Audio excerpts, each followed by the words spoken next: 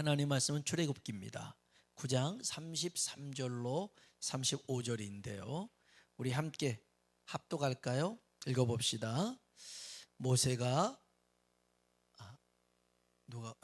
읽어볼까요?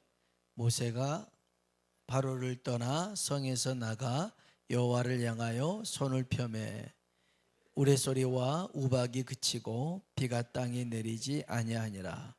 바로가 비와 우박과 우레소리가 그친 것을 보고 다시 범죄하여 마음을 완악하게 하니 그와 그의 신하가 꼭 같더라. 바로의 마음이 완악하여 이스라엘 자손을 내보내지 아니하였으니 여호와께서 모세에게 말씀하심과 같더라. 아멘. 아멘. 옆 사람 보고 인사합시다. 하나님의 은혜가 당신에게 임하기를 원합니다. 하나님의 은혜가 당신에게 임하기를 원합니다. 한 번 더 하나님이 당신에게 복 주시기를 원합니다. 하나님이 당신에게 복 주시기를 원합니다. 오늘은 애굽에 내린 7번째 재앙인데요, 우박의 재앙입니다. 이런 말이 있어요. 한 번은 실수고, 두 번은 생각이 없는 것이고, 세 번은 습관이다. 그러니까 한 번은 누구든지 실수할 수 있는데 똑같은 일을 또 저질러요? 생각이 없는 거예요. 그리고 또 하는 거예요? 그 습관입니다. 습관이에요. 여러분, 7번째 재앙이 우박이에요. 이 정도 됐으면 완전 습관으로 굳어진 것 같아요. 하나님 말씀을 거역하고 불순종하는 게 일상이 되지 않았나 싶습니다. 여러분, 하나님은요, 하나님 말씀에 순종하는 것을 가장 우선순위로 보십니다. 그래서요, 순종이 제사보다 낫고 하나님 말씀 듣는 것이 어떤 제물을 드리는 것보다 귀하다 말씀하셨어요. 한번 봅시다. 사무엘상 15장 22절입니다. 사무엘상 15장 22절 읽어볼까요? 사무엘이 이르되 여호와께서 번제와 다른 제사를 그의 목소리를 청종하는 것을 좋아하심과 같이 좋아하시겠나이까? 순종이 제사보다 낫고 듣는 것이 순양의 기름보다 나으니. 아멘. 아멘. 아말렉을 진멸하라는 하나님 말씀을 거역한 사울왕에게 한 말씀입니다. 사울왕은 얘기하죠.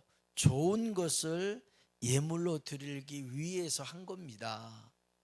그때 하나님이 말씀하신 게 이 말씀이에요. 하나님이 불순종을 어떻게 생각하시냐면, 우리 23절 볼까요? 읽어봅시다. 이는 거역하는 것은 점치는 죄와 같고 완고한 것은 사신 우상에게 절하는 죄와 같음이라. 왕이 여호와의 말씀을 버렸으므로 여호와께서도 왕을 버려 왕이 되지 못하게 하셨나이다 하니. 아멘. 사울 왕이 하나님의 뭘 버렸어요? 말씀을 버렸어요. 하나님의 말씀을 버리니까 하나님도 사울 왕을 버리셨대요. 거역하는 것은요, 점치는 죄와 같대요. 여러분, 이스라엘 사람들 중에는 무당이 없어요. 율법에 그래요. 무당은 돌로 쳐 죽여라. 없어요. 있을 수가 없어요. 그런데 요한계시록에 보면요, 지옥불에 떨어진 사람 보니까 바로 이렇게 무당과 또 점치는 자와 이런 자들이 나옵니다. 하나님 그만큼 거역하는 것은 점치는 죄와 같다, 싫어하시는 거예요. 그러니까 정말 그 무당을 싫어하는 것만큼 하나님은 거역하는 걸 싫어하시고요. 또 완고한 것, 고집 센 것, 사신 우상이 뭡니까? 죽은 우상입니다. 말 못하는 우상입니다. 그거에 절하는 죄와 같대요. 하나님이 우상 숭배하는 걸 얼마나 싫어하십니까? 그런데 하나님 앞에 고집 부리는 것, 거역하는 것, 불순종하는 걸 하나님이 이토록 싫어하시더라는 거예요. 여러분, 하나님 앞에 늘 겸손하고 말씀하실 때 순종할 수 있길 주의 이름으로 축복합니다. 애굽의 첫 번째부터 네 번째 재앙까지는요, 좀 삶 속에 하나님이 어떤 고통과 고난을 주는 그런 재앙들이었어요. 물이 뭐 피로 변하고 개구리가 뛰쳐나오고 파리떼가 오고 막 이런 것들이었어요. 근데 다섯 번째 재앙부터는 이제는 죽음이 찾아왔어요. 그래서 그 심한 돌림병으로 인해 가지고 악질로 인해서 짐승들이 죽습니다. 가축들이 죽어나갔어요. 그리고 이제 일곱 번째 재앙이 뭐냐면 우박입니다. 이 우박의 재앙을 통해서 가축만이 아니라 사람도 죽는 재앙이 됩니다. 여러분, 우박의 재앙인데 이 우박이 어떤 우박이냐면 애굽 나라가 세워지고 한 번도 경험하지 못한 전무후무, 앞에도 없었고 다음에도 없는 이런 큰 우박이 내리는데 무거운 우박이라고 표현됩니다. 성경 한번 봅시다. 출애굽기 9장 18절입니다. 읽어볼까요? 내일 이맘때면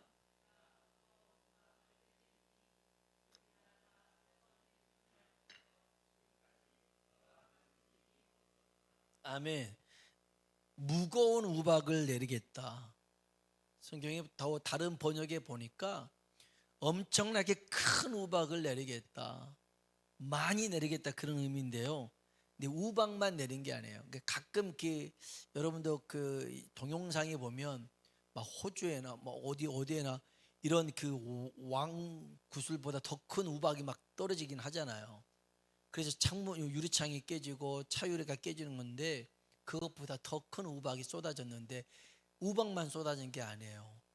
보니까 불덩이가 같이 섞여서 내렸어요. 봅시다. 출애굽기 9장 24절입니다. 읽어볼까요?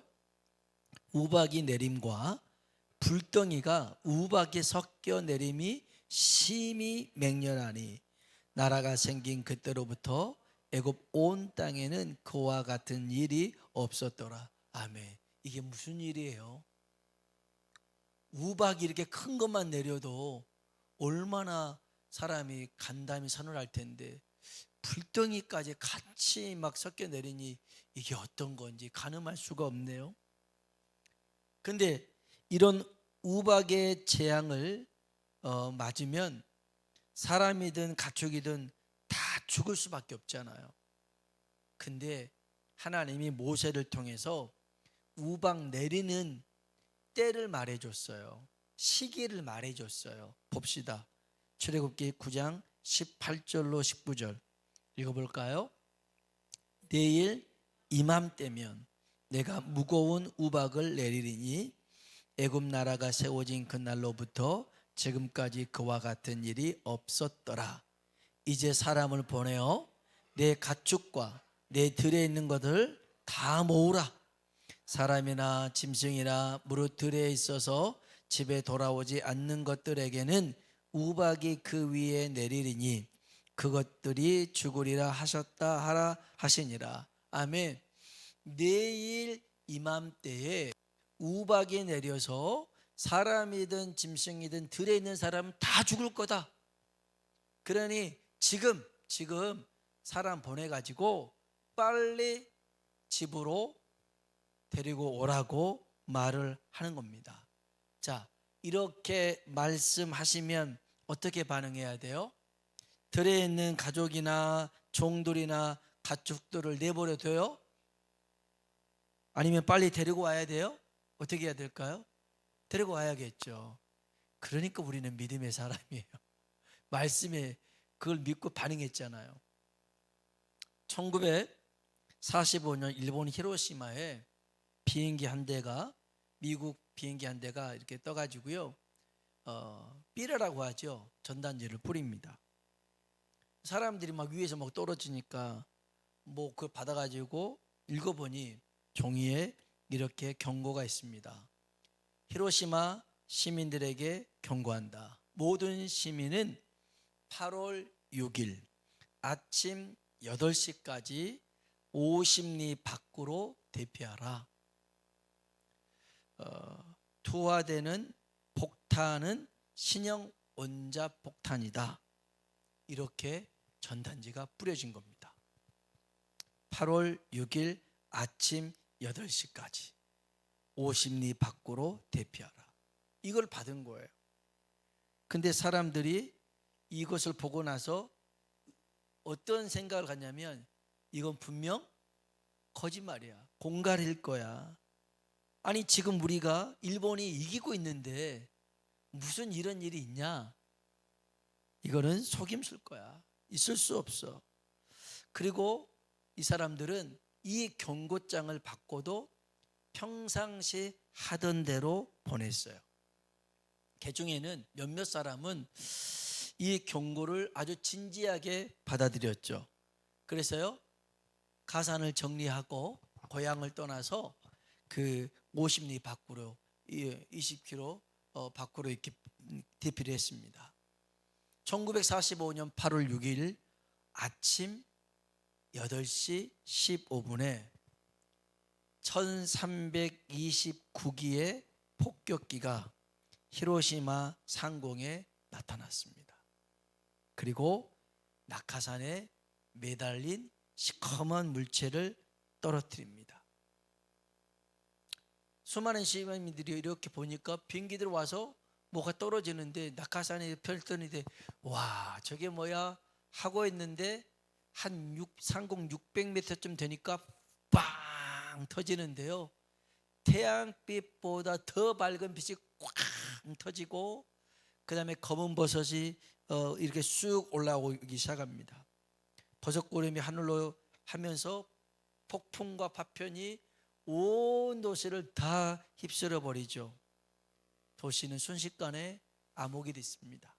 히로시마에 원자폭탄이 떨어지는 거죠. 사람들이 비명을 지르고 그 다음에 또 울음소리가 들리고 시간이 지나니까 정신이 나간 사람들이 많아서 막 돌아다니고 있고 너무 뜨겁다고 물속에 뛰어든 사람도 있고 이 모습은 눈으로 볼 수가 없었어요. 여러분 그냥 미군이 원자폭탄을 터뜨린 게 아니었더라는 거죠. 먼저 3일이라는 시간을 줬고요. 그리고 대피하라는 경고까지 줬는데 그들은 피하지 않았더라는 거예요. 왜 그래요? 이게 진짜인지 가짜인지도 의문이고 지금 일본이 전쟁에서 이기고 있는데 그럴 수가 있냐? 자기만의 생각들이 이렇게 잘못된 판단을 하게 되었더라는 거예요. 모세를 통해서 바로와 애굽 백성들에게 말씀하신 게 이거였어요. 내일 이맘때에 하늘에서 우박이 내릴 것이다. 한 번도 내린 적이 없는 시기인데 무슨 우박이 내려요? 그런데 전무후무한 우박이 내려서 들의 모든 사람과 가축이 죽을 것이다. 이 말도 안 되는 소리라고 생각했어요. 그런 사람들은 다 내버려 뒀어요. 그런데 그 말을 진지하게 받은 사람들은 그 모세의 말대로 사람들을 데리고 왔죠. 여기에 두 가지 반응이 나와요. 봅시다. 첫 번째, 이 모세의 말에 반응한 사람들이 나와요. 20절입니다. 출애굽기 9장 20절 읽어볼까요? 바로의 신하 중에 여호와의 말씀을 두려워하는 자들은 그 종들과 가축을 집으로 피하여 드렸으나. 아멘. 하나님의 말씀을 두려워하는 사람, 바로의 신하 중에 하나님 말씀을 두려워하는 사람들이 있었어요. 그런 사람들은요 자기 종들을 가축들을 빨리 데리고 왔어요. 그런데 반응하지 않는 사람들이 있었습니다. 무반응한 사람들이 있었죠. 출애굽기 9장 21절입니다. 읽어봅시다. 여호와의 말씀을 마음에 두지 아니하는 사람은 그의 종들과 가축을 들에 그대로 두었더라. 아멘, 아멘. 여러분 잘 보세요. 반응하는 사람들은요 하나님 말씀을 두려워했어요. 말씀의 무게를 가볍게 여기지 않았더라는 거예요. 바로의 신하지만 벌써 몇 번이에요? 6번을 경험했잖아요. 6번을 경험하면서 깨닫는 게 뭐예요? 아, 하나님은 말씀하신 그대로 실행하시는 분이다. 경험으로 알았잖아요. 그래서 그 말씀을 무겁게 받아들였어요. 그런데 하나님 말씀에 반응하지 않는 사람들도 똑같이 그 하나님의 역사를 경험했어요. 근데 마음에 두지 않았어요. 마음에 새기지 않았어요. 그냥 그런 일들은 우연히 일어났겠지, 이 정도로 치부하며 살았어요. 여러분 잘 들으셔야 됩니다. 하나님의 말씀을 우습게 여긴 사람과 그 가축은 모두 불과 우박에 죽고 말았더라는 것입니다. 하나님 말씀을 절대 우습게 여기거나 흘려 듣지 않기를 주님의 이름으로 축원합니다. 롯의 두 사이가요, 소돔과 고모라가 멸망한다는 말을 들으면서 도망치라는 말을 듣잖아요. 그들이 어떻게 여겼어요? 농담으로 여겼죠. 봅시다. 창세기 19장 14절입니다. 읽어볼까요? 롯이 나가서 그의 딸들과 결혼할 사이들에게 말하여 이르기를, 여호와께서 이 성을 멸하실 터이니 너희는 일어나 이곳에서 떠나라 하되 그의 사이들은 농담으로 여겼더라. 아멘. 그의 사이들은 농담으로 여겼어요. 이들에게는 들을 귀가 없었어요. 생각은 무슨 하루아침에 어떻게 이 도시가 멸망하고 없어지냐고, 말 같지도 않는 소리라고 생각을 했겠죠. 안 들었어요. 아니, 정확히 말하면 그 말이 들리지가 않았어요. 여러분, 하나님 말씀이 들려지는 게 은혜인 줄로 믿습니다. 들려져야 돼요. 똑같은 사건이 니느웨에서 일어납니다. 니느웨에 이방 선지자가 나타나요. 요나입니다. 니느웨 사람들에게 봤을 때는 이방인 아닙니까? 요나가. 그가 나타나서 알아들을 수 없는 메시지를 전합니다. 근데 놀라운 것은 그 메시지를 듣고 회개 역사를 만들었더라는 겁니다. 요나서 3장 3절 4절 볼까요? 읽어봅시다. 요나가 여호와의 말씀대로 일어나서 니느웨로 가니라. 니느웨는 사흘 동안 걸을 만큼 하나님 앞에, 아멘. 잠깐만요. 니느웨는 며칠 동안 걸어야 돼요? 사흘 동안 걸어야 돼요. 적은 도시가 아니에요. 사흘 걸었으면 여러분 이 서울만큼 큰 게 아닙니까? 얼마나 큽니까? 사흘 동안 걸어야 될 이 거리를 요나는 며칠 걸었냐면 4절 볼까요? 읽어봅시다. 요나가 그 성읍에 들어가서 하루 동안 다니며 외쳐 이르되 40일이 지나면 니느웨가 무너지리라 하였더니, 며칠도 걸었어요? 하루 걸었어요. 요나는 니느웨 안 좋아했거든요. 니느웨가 그냥 멸망당했으면 좋겠는데 그 3일 길을 다 걸어가나요? 안 걸어가죠. 그러면서 이제 외치잖아요. 40일이 지나면 니느웨가 무너지리라. 이것도 저는 크게 얘기하지 않았을 것 같아요. 왜냐하면 니느웨가 무너져야 되니까, 회개하지 않아야 되니까. 아마 말은 하되 못 알아먹게끔 니느웨가 40일이 지나면 무너지리라 이렇게 한 거예요. 못 알아먹으니까 니느웨가 40일이 지나면. 근데 놀랍게 이 사람이, A라는 사람이 니느웨는 듣고 B라는 사람이 40일이 지나면 듣고 C라는 사람이 무너지리라. 무슨 소리 들었어? 니느웨가 40일이 지나면 무너진대. 조합해 보니까 그런 소리를 들은 거예요. 이 소리를 듣고 어떤 변화가 일어났냐면 5절 한번 볼까요? 읽어봅시다. 니느웨 사람들이 하나님을 믿고 금식을 선포하고 높고 낮은 자를 막론하고 굵은 베옷을 입은지라. 아멘, 아멘.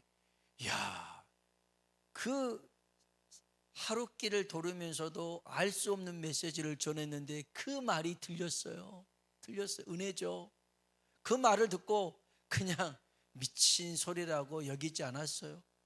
40일이 지나면 니느웨 우리 도시가 무너지는데 큰일 아니냐, 어떻게 해야 되냐, 우리 뭐 잘못 산 거 있나 보다, 우리 회개하자, 하나님 앞에 회개하자. 그래서 이 성을 살려달라고 매달리자.